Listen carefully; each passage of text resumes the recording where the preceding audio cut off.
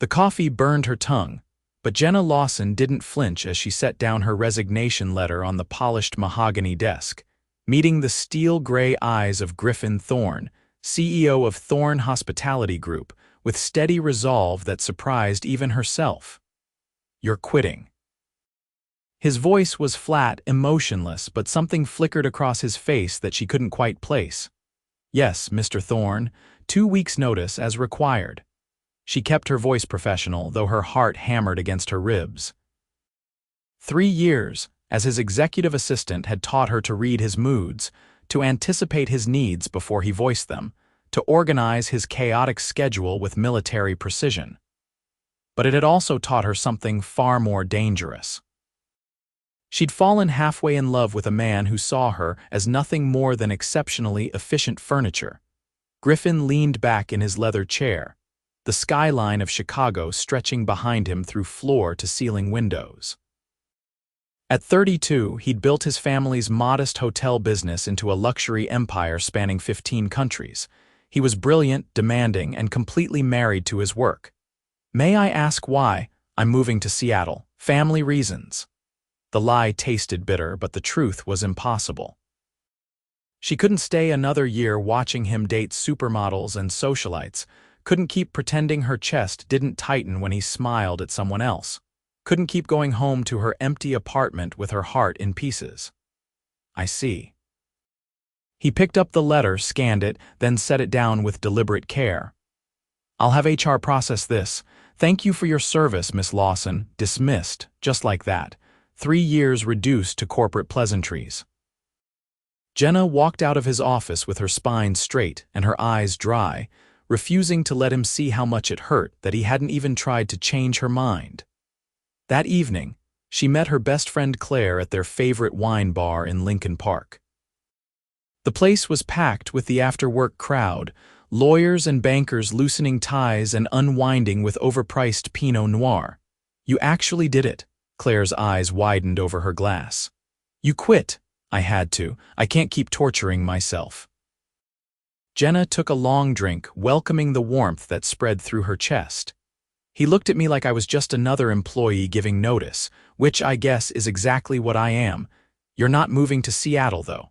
"God, no. I'm taking that position with Morrison Hotels. Remember."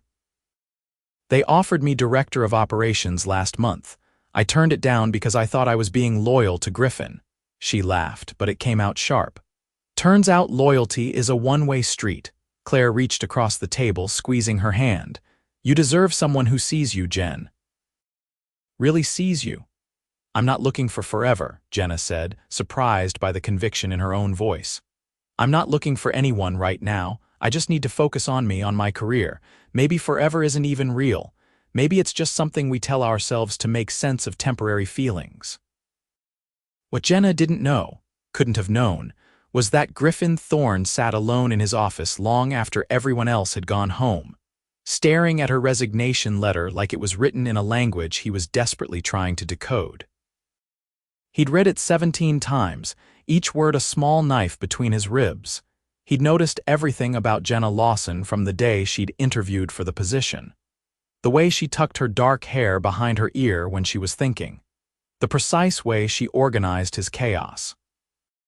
The soft laugh she tried to hide during boring conference calls, the fierce intelligence in her hazel eyes, the grace with which she handled his worst moods, the impossible clients, the 18-hour days.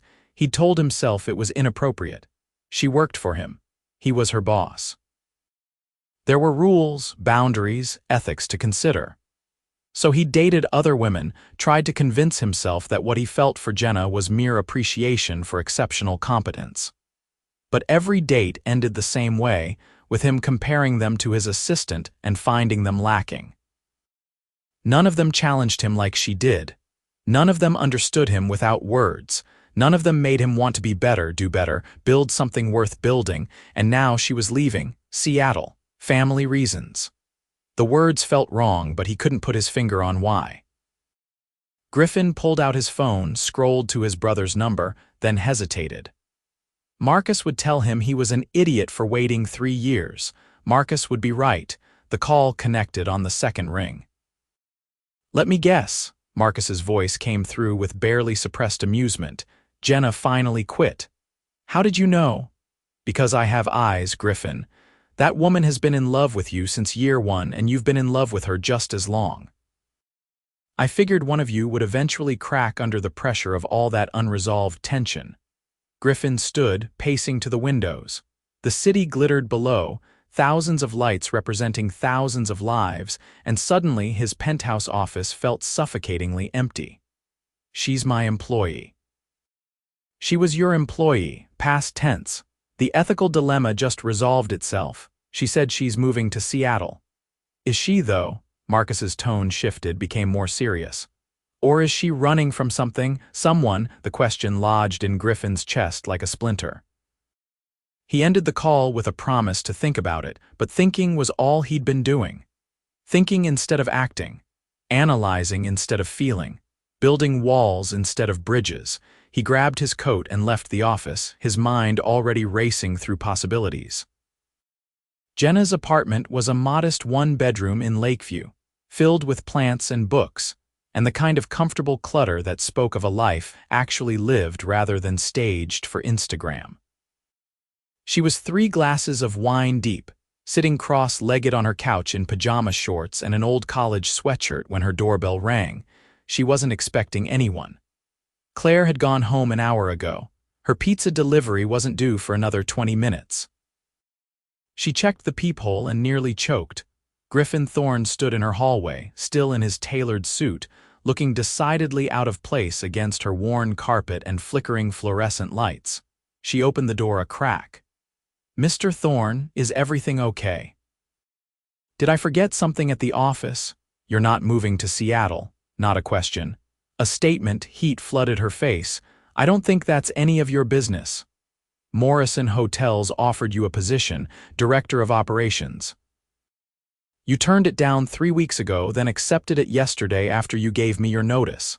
He said it calmly, matter-of-factly, like he was reciting her schedule. How do you? Jenna's eyes widened. Did you have someone investigate me? I called Morrison. We're friends.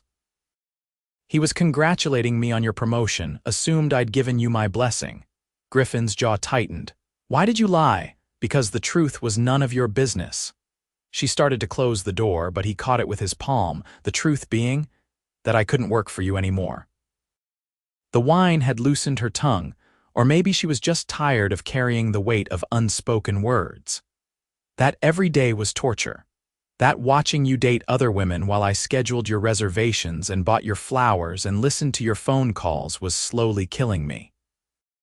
That I'm in love with you, and I have been for so long that I've forgotten what it feels like not to be. There. Are you satisfied? The silence stretched between them like a living thing. Griffin's face had gone carefully blank, that corporate mask he wore in hostile negotiations. You should go, Jenna said quietly, her earlier defiance crumbling into mortification. Consider my 2 weeks waived. I'll have HR send my access cards by courier tomorrow. I bought you flowers. His voice was rough, almost unrecognizable. What? All those flowers you thought I was sending to dates, half of them were for you. I had them sent to your apartment.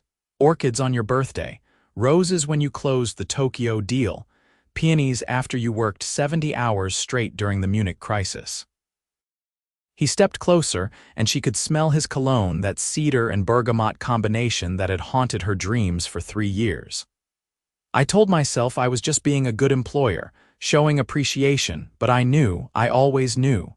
Jenna's breath caught. Griffin. Every woman I dated I compared to you. Every conversation, every laugh, every moment I wished I was with you instead. I told myself it was impossible, unethical, that you deserved someone better than a workaholic who didn't know how to put business aside. That you couldn't possibly feel the same way. His hand lifted, fingers ghosting along her jaw. I was a coward. You're the bravest person I know, she whispered. Not about this, not about you. His thumb brushed her lower lip and she trembled. I should have told you the first day, the moment you walked into your interview wearing that blue dress, and I forgot every question I'd planned to ask. I should have told you when you stayed up all night helping me save the Barcelona property, when we ordered bad Chinese food and you made me laugh so hard I couldn't breathe. I should have told you every single day for 3 years. Told me what? That I love you. That you're the first thing I think about when I wake up and the last thought before I sleep. That my life makes sense when you're in it and falls apart when you're not. That I don't want forever with anyone else. I only want it with you. Jenna's eyes burned with tears she'd been holding back for years. I'm not looking for forever. His face fell, hope dimming, and she realized he'd misunderstood. I'm not looking for forever, she repeated, softer now, because forever has been standing right in front of me this whole time. I just didn't think I was allowed to reach for it. Griffin's smile was devastating, transforming his usually serious face into something incandescent. Reach, he said, so she did. She grabbed his tie and pulled him into her apartment, into her space, into her life. His lips met hers with 3 years of pent-up longing, desperate and hungry and achingly tender all at once. He kissed her like she was air and he'd been drowning, like she was home and he'd been lost, like she was everything he'd been searching for in all the wrong places. They broke apart breathing hard, foreheads pressed together, and Jenna laughed through her tears. This is insane. Completely. He kissed her again, softer this time. You're still taking the Morrison job, she blinked. What? You've earned it. You've outgrown being an assistant. You're brilliant, Jenna. You should be running operations, making executive decisions, building your own career. His hands framed her face and the pride in his eyes made her chest tight. But I'm going to make this very difficult for you. How? By taking you to dinner every night you'll let me. By distracting you with texts during business hours. By making you want to play hooky and spend the day in bed. He pressed a kiss to her forehead, her nose, the corner of her mouth. By loving you so thoroughly that Morrison regrets hiring you because you'll be walking around with this dazed, happy look that makes it obvious your boyfriend is crazy about you. Boyfriend. The word felt foreign and wonderful in equal measure. If you'll have me. I know I come with baggage. Long hours, international travel, a tendency to get lost in work. But I promise you, Jenna, I will show up, every day, in every way that matters. She thought about it for approximately 3 seconds. Okay? Okay? Yes, okay, be my boyfriend, distract me with texts, make me play hooky. Love me thoroughly, she grinned, feeling lighter than she had in years. But I'm keeping the Morrison job, and you're going to have to actually date me like normal people, not just schedule appropriate encounters between meetings. I can work with that. He kissed her again, and this time she let herself sink into it, let herself believe that this was real, that she was allowed to have this. The pizza arrived 20 minutes later and they ate it sitting on her couch, Griffin's tie loosened and shoes off, talking about everything they'd never said. He told her about the pressure of living up to his father's legacy, about the loneliness of success when there was no one to share it with. She told him about her fear of wanting too much, of loving too hard, of being seen as just another woman trying to leverage proximity to power. You never wanted my money, Griffin said, understanding dawning. That's why you never pushed, never flirted, never gave any indication. I wanted you to want me for me, just Jenna. Not because I made your life easier or your calendar more organized. She picked at the pizza crust, suddenly vulnerable again. I needed to know I was more than useful. You're everything. The simple statement, delivered with such conviction, unraveled something in her chest. You're the reason I started coming to the office early, just to have those 20 minutes before the day started when it was just us and coffee and easy conversation. You're the reason I turned down the venture capital deal that would have meant relocating to New York. You're the reason I believe in home. They stayed up talking until 3 in the morning, curled together on her couch like they'd been doing this for years instead of hours. When Griffin finally left, it was with the promise of dinner the next night, a real date, just the two of them. The next 2 weeks were a whirlwind of stolen moments and real conversations. They went to a tiny Italian restaurant in Little Italy where nobody recognized him, and the pasta was perfect. They walked along the lakefront at sunset, fingers intertwined, talking about dreams and fears and futures. They had their first fight about his tendency to work through dinner, made up within an hour when he showed up at her door with apology dumplings from her favorite Chinese place. Jenna officially left Thorne Hospitality Group and started at Morrison Hotels with a salary that made her dizzy and an office with an actual window. Griffin sent her flowers that first day, of course, but he also sent a card that simply said, "Proud of you, G." Working in the same industry, but different companies gave them common ground without the complication of being employer and employee. They understood each other's pressures, could discuss strategy and challenges, but went home to each other instead of separate lives. 3 months in, Griffin took her to meet his family at the Thorne estate in Lake Forest. It was a sprawling property with manicured gardens and a house that looked like it belonged in a period drama. Jenna's hands shook as they pulled up the circular drive. "They're going to love you," Griffin said, bringing her hand to his lips.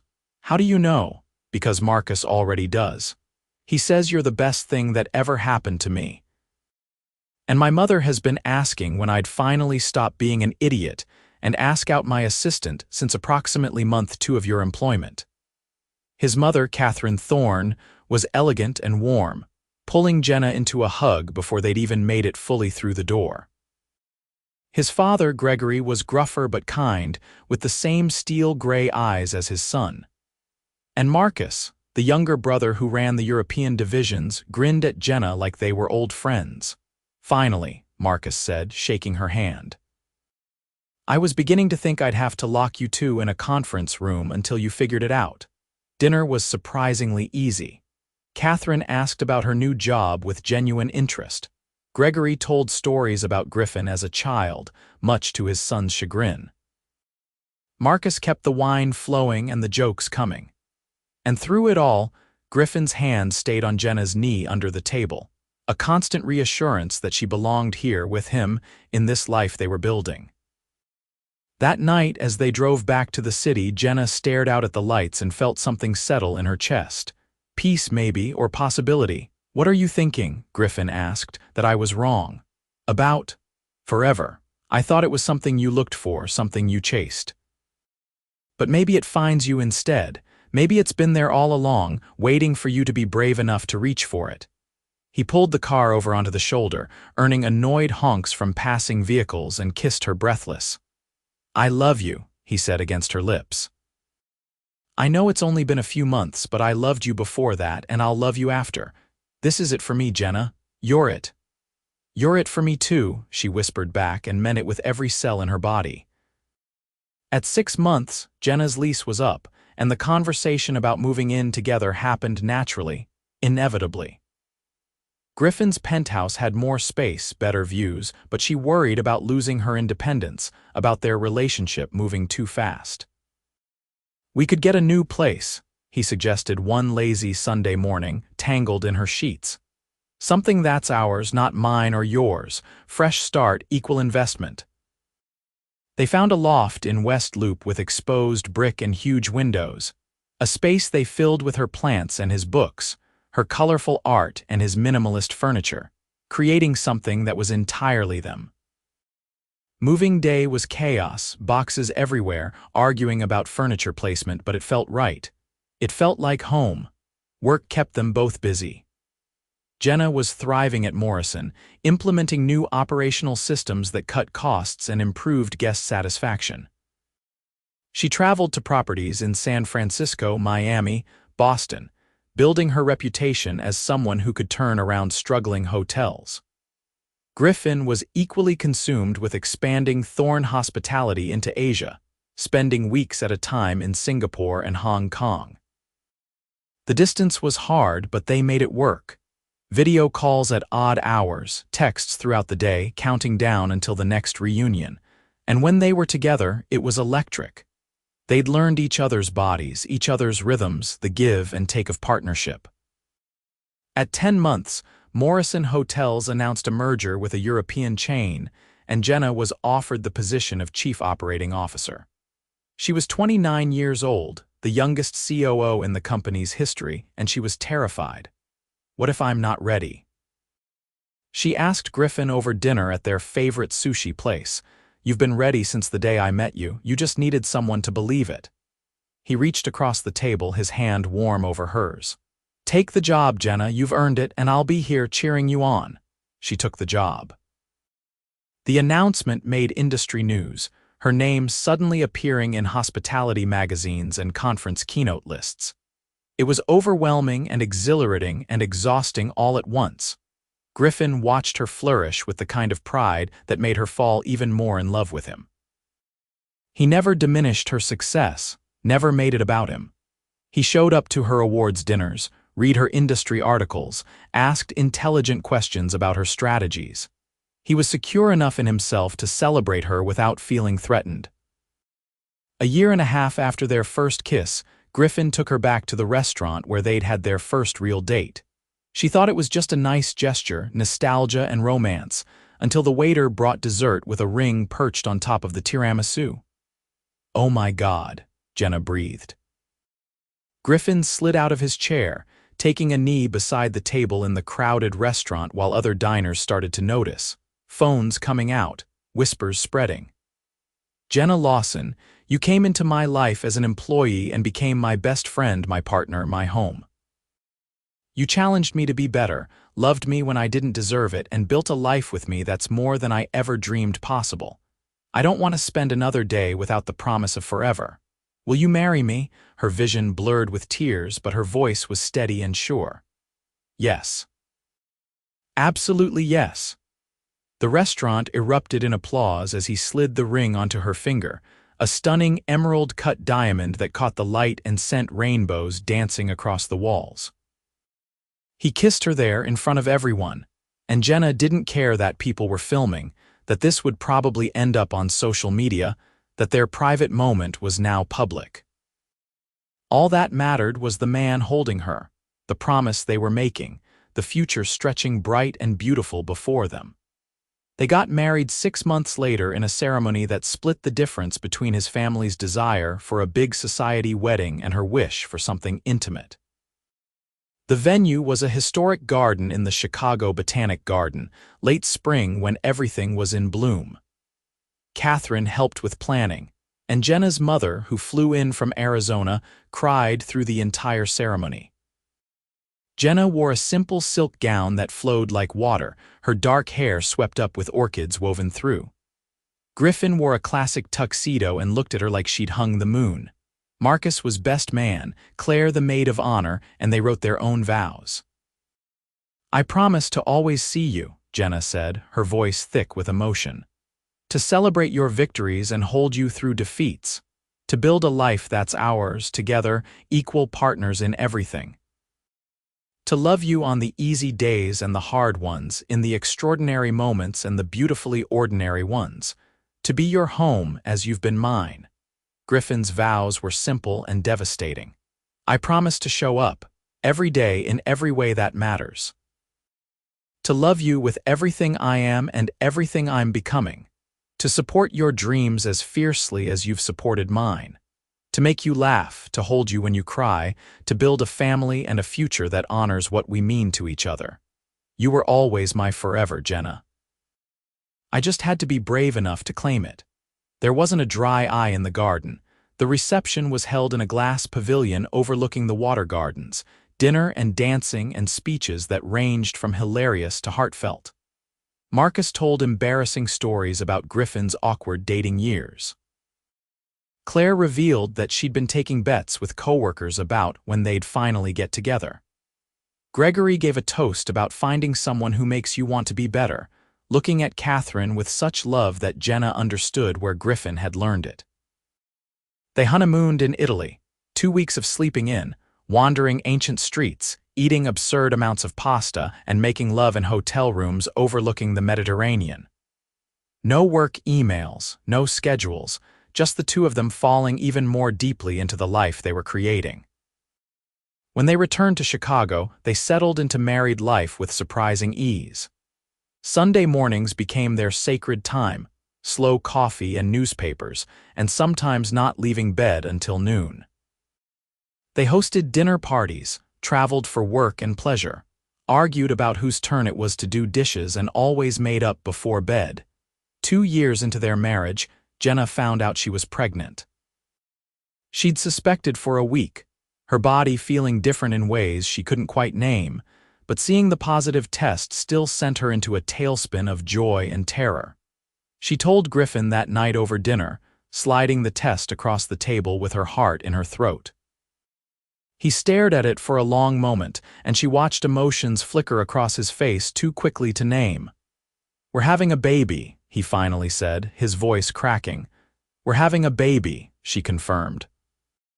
He was out of his chair in seconds, pulling her up and into his arms, holding her so tightly she could barely breathe. When he pulled back, there were tears on his face. "I didn't know I could want something this much until right now." The pregnancy was mostly easy, though she had wretched morning sickness the first trimester that left her miserable. Griffin was attentive to the point of being overbearing, reading every pregnancy book, baby-proofing the loft at 4 months, accompanying her to every doctor's appointment. She found it endearing and exasperating in equal measure. They found out they were having a girl at the 20-week ultrasound, and Griffin cried again, watching his daughter move on the screen. "She's perfect," he kept saying. "She's already perfect." They turned the spare bedroom into a nursery, painting the walls a soft sage green and filling it with books and toys and a rocking chair where Jenna spent hours imagining the life they'd share with this little person. Catherine threw her a baby shower that was somehow both elegant and fun, and Jenna's mother came to stay for a month before the due date. Their daughter, Gemma Griffin Thorne, was born on a snowy January evening after 12 hours of labor. She had her father's gray eyes and her mother's dark hair, and she was the most beautiful thing either of them had ever seen. Griffin held her with shaking hands, looking terrified and awed, and Jenna watched her strong, confident husband become completely undone by 7 pounds of baby. "Hi, Gemma," he whispered. "I'm your dad. I'm going to love you forever, protect you always, and probably embarrass you constantly when you're a teenager. But right now, you're perfect." Parenthood was harder than either of them expected. The sleepless nights, the constant worry, the way their relationship had to shift and bend to accommodate this new little life. But it was also fuller, richer, more meaningful. Watching Griffin change diapers and sing lullabies, seeing him be gentle and patient in ways she'd never imagined, made her fall in love with him all over again. They figured it out together, learning as they went, making mistakes and adjusting, asking for help when they needed it. Catherine was a constant presence, offering advice without being overbearing. Jenna's mother visited often, spoiling her granddaughter shamelessly. And through it all, Griffin and Jenna held onto each other, remembering that they were partners first, parents second, and that their relationship was the foundation everything else was built on. When Gemma was 2, they bought a house in Oak Park with a yard and good schools, more space than the loft could provide. It was a beautiful old Victorian that needed work, and they spent weekends painting and renovating, building swings in the backyard, and a playhouse that Griffin insisted on making elaborate enough to have electricity. Life settled into a rhythm that felt impossibly right. Jenna continued to excel at Morrison, eventually becoming CEO when her mentor retired. Griffin expanded Thorne Hospitality into South America, but he was careful about travel, never gone more than a few days at a time.